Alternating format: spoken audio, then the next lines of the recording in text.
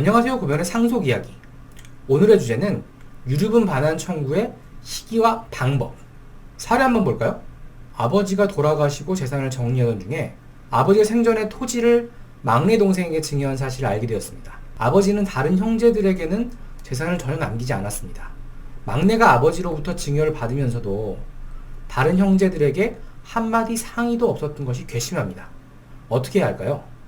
여기까지가 사례인데요. 아버지의 유일한 재산이 특정 상속인에게 증여된 경우 다른 형제들 입장에서는 어떤 방식으로 해결할지를 결정해야 돼요. 먼저 막내에게 토지를 준 아버지의 증여 자체가 무효라고 주장할 것인지 혹은 아버지의 증여는 유효하다고 인정할 것인지를 결정해야 된다는 말입니다. 아버지의 증여를 무효라고 주장한다면 상속재산 분할 심판 청구를 해야 할 것이고 아버지의 증여가 유효하다고 인정한다면 유류분 반환 청구를 하는 방향으로 접근해야 합니다. 단순히 금전적인 측면만 살펴보면 상속재산 분할 심판이 유리해요. 다른 형제들이 가져갈 수 있는 몫이 유류분에 비해서 더 많아지기 때문입니다. 그런데 증여 자체가 무효라는 것을 증명하기가 쉽지가 않아요.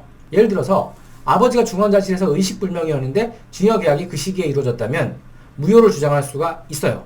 또한 막내 동생이 아버지의 서류를 위조했다는 것을 증명할 수 있으면 증여를 무효로 볼 수 있겠죠.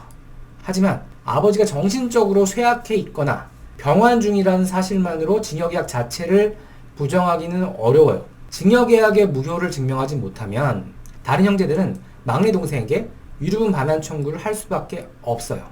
유류분 반환 청구를 해야 하는 사안에서 먼저 유류분 청구에서 가장 중요한 것은 기간 준수입니다. 다른 형제들이 유류분 반환 청구권이 발생한 것을 안 날로부터 1년 내에 혹은 아버지가 돌아가신 때로부터 10년 내에 청구를 해야 합니다.